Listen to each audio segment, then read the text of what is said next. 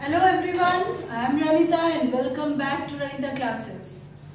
आज भी last video को कंटिन्यू करते हुए आज 3 और 4 मार्क्स का ट्रायंगल चैप्टर से सम रहेगा। ठीक है, एज यू नो ट्रायंगल से मेनली मैंने कहा था कि थेल्स थ्योरम रिगार्डिंग सम आता है। ठीक है, तो आज भी जो पहला सम मैंने सिलेक्ट किया हुआ है ये 3 मार्क्स का सम है। This is for 3 marks. Okay, 3 marks के लिए ये फिगर भी तुम लोगों को प्रोवाइड किया गया है। तो देखते हैं अकॉर्डिंग टू फिगर क्या क्या गिवन पार्ट है और क्या पूछा गया है। तो फर्स्ट क्वेश्चन में क्या है, in the given figure look at the figure. I have already drawn the figure. CD parallel to LA। CD दिख रहा है तुम लोगों को, जो LA के साथ पैरेलल है। तब हम लोग को पूरा ट्रायंगल लेना पड़ेगा। ट्रायंगल ABC में LA is parallel to CD. Okay, this is the first part. Next, DE parallel to AC. देखो DE parallel to AC. It is not the whole triangle. It is a portion of the triangle, but individually it is also a triangle. ठीक है, individually ये भी अपने आप में एक triangle है। कौन सा ट्रायंगल है? ABC। लेकिन ABL इससे बड़ा ट्रायंगल है और ABC ABL के अंदर एक छोटा ट्रायंगल है। ओके, उसमें DE AC के साथ पैरेलल है। अभी क्या दिया हुआ है? BE। देखो B से E तक का लेंथ 4 सेंटीमीटर का है एंड EC का लेंथ 2 सेंटीमीटर का है। Okay, BE 4 centimetre and EC 2 centimetre given है। फाइंड आउट करना है लेंथ ऑफ CL। ये जो लेंथ है ये लेंथ हम लोग को चाहिए, ये लेंथ फाइंड आउट करना है। This is the question. Okay, अभी देखो सॉल्यूशन में हम लोग थेल्स थ्योरम का यूज करके कैसे इसको हम लोग CL फाइंड आउट करने में इसका मदद हम लोग ले सकते हैं। क्या है? फर्स्ट गिवन पार्ट मैं लूंगी, in triangle ABC। Triangle ABC में DE पैरेलल AC गिवन है। थेल्स थ्योरम क्या बताते हैं? अगर एक ट्रायंगल का एक साइड के साथ दूसरा कोई लाइन सेगमेंट पैरेलल है तो उस लाइन सेगमेंट से बना हुआ दो अलग साइड का सेक्शन का रेशियो आपस में इक्वल हो जाएगा। तो अगर DE पैरेलल AC है, therefore BE by EC is equal to BD by BA हो जाएगा। और इसका रीजन क्या है? Thales theorem. ओके, इसका रीजन है थेल्स थ्योरम। लेकिन BE और EC का डायमेंशन हम लोग को गिवन है, इसीलिए हम लोग पुट कर सकते हैं कि 4 centimetre by 2 centimetre equal to BD by DA। इसको अगर हम लोग कैंसिल करते तो 2 1 जा 2 2 2 जा 4, तो BD बाई DA माने BD और DA का रेशियो हो गया 2:1। इसको तुम ऐसे भी लिख सकते हो 2:1। ओके, इसका मतलब है BD जितना भी है DA उसका 1 पार्ट होगा, 2:1 रेशियो हो गया। अभी उसी चीज को फॉलो करते हुए हम लोग अभी बड़ा वाला ट्रायंगल को लेते हैं। क्या? कौन सा ट्रायंगल है? नाउ इन ट्रायंगल ABL में भी गिवन है CD parallel LA। CD parallel LA। देखो CD LA के साथ पैरेलल है, तो यहां पे भी थेल्स थ्योरम को यूज करते हुए हम लोग क्या लिख सकते हैं?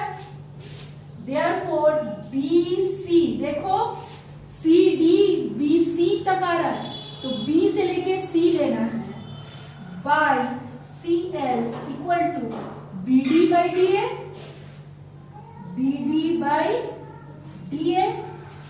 Understood I hope. इसका रीजन भी हम लोग क्या लिखेंगे, हेल्स थ्योरम। ओके, तो अगर BC by CL BD by DA के साथ इक्वल है तो इससे पहले हम लोग BD बाई DA का रेशियो फाइंड आउट करके रख दिए थे। क्या था वो BC by DA? BC by DA था 2/1। तो BC by CL equal to 2/1 होगा, है ना। लेकिन यहां ध्यान दो, BE 4 सेंटीमीटर था और BC 2 सेंटीमीटर था, तो टोटल BC कितना होगा, 4 + 2 6 सेंटीमीटर होगा कि नहीं? हाँ होगा। सो हम लोग क्या लिखेंगे, BC के प्लेस में लिखेंगे BE plus EC by CL equal to 2/1। इसी को आगे सॉल्व करते हुए B और EC का वैल्यू 4 + 2 क्रॉस मल्टीप्लाई करेंगे, 1 आके इधर न्यूमरेटर के साथ मल्टीप्लाई होगा और CL जाके उसके न्यूमरेटर के साथ मल्टीप्लाई होगा। तो 4 + 2 × 1 इक्वल टू 2 × CL। तो 4 + 2 6, 6 × 1 6 इक्वल टू 2 CL। तो CL इक्वल टू क्या हो जा रहा, 6/2। कैंसिल करो, 3 आ गया, तो 3 centimetre is the dimension for CL। और वही तुम लोग को फाइंड आउट करने दिया गया है, CL का dimension. Okay, so this is your answer. Okay, so now let's take question number 2। In our rectangle ABCD, इस क्वेश्चन में फिगर प्रोवाइडेड नहीं है, तो हम लोग को खुद से फिगर ड्रॉ करना पड़ेगा। और ये क्वेश्चन 4 मार्क्स के लिए है, 4 मार्क्स के लिए ये क्वेश्चन रहा। और फिगर हम लोग खुद ड्रॉ करेंगे। देखो फिगर में क्या ड्रॉ कर रही हूँ, मैं सिंपल एक रेक्टेंगल ड्रॉ कर रही हूँ। ओके, क्या है रेक्टेंगल का नाम, ABCD। सो सोचो ABCD को मैं यहाँ A, B, C और D ले लूं। इसके बाद क्या है, E is the middle point of AD। AD कहाँ है, AD है यहाँ पर। इसका मिडिल पॉइंट क्या हो गया, E। So AD is the middle point। AD का वैल्यू दिया है 40 मीटर। तो देखो AD यहाँ से लेके यहाँ तक का डायमेंशन मैं ले रही हूँ 40 मीटर एंड AB का डायमेंशन दिया है 48। तो अगर ये 40 है और ये 48 है तो मेरा फिगर तो रॉन्ग हो गया ना, क्योंकि 48 इज मोर देन 40 और मैं लेंथ को 40 ले चुकी। इसीलिए नाम थोड़ा चेंज करते हैं, यहाँ पे B लेते हैं, C और यहाँ पे D लेंगे, तब E इसका मिड पॉइंट नहीं होगा, E हो जाएगा AD का मिड पॉइंट। इस तरह तुम लोग अपने फिगर का करेक्शन खुद कर सकते हो।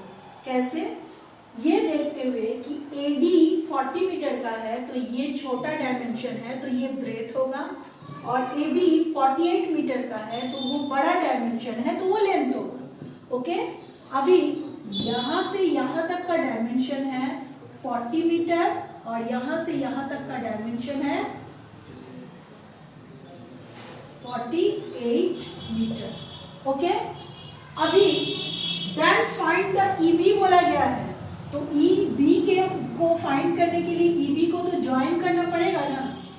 जैसे EB को ज्वाइन करना है तो एक चीज देखो, एंगल एक 90 डिग्री का हो रहा है। ऐसा क्यों है? ऐसा इसीलिए है क्योंकि ABCD एक रेक्टेंगल है और उसका हर एक एंगल 90 डिग्री का होगा। तो अगर ये एक 90 डिग्री है तो ये ट्राइंगल एक राइट एंगल ट्राइंगल हो गया, जिसका ये 90 डिग्री, तो ये एक हाइपोटेनियस, और P और B तुम किसी को भी दे सकते हो। Now let's start to solve it. क्या है सॉल्व? AD जितना है, E is the midpoint, it means AE equal to ED equal to half of AD, क्योंकि E is the midpoint.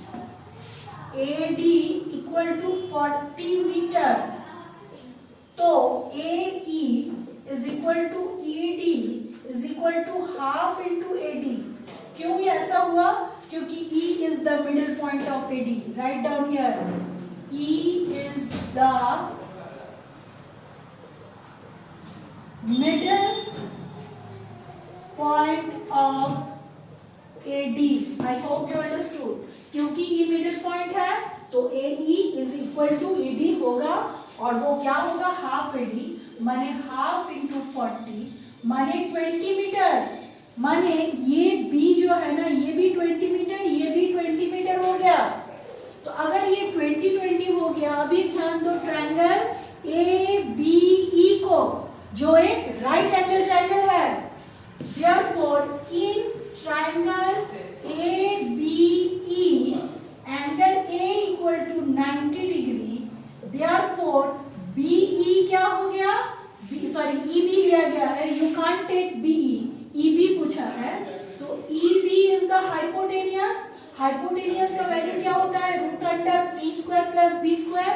तो P हम लोग AB लिए थे, तो क्या लिखेंगे? AB स्क्वायर प्लस B हम लोग AE लिए थे, तो AE स्क्वायर.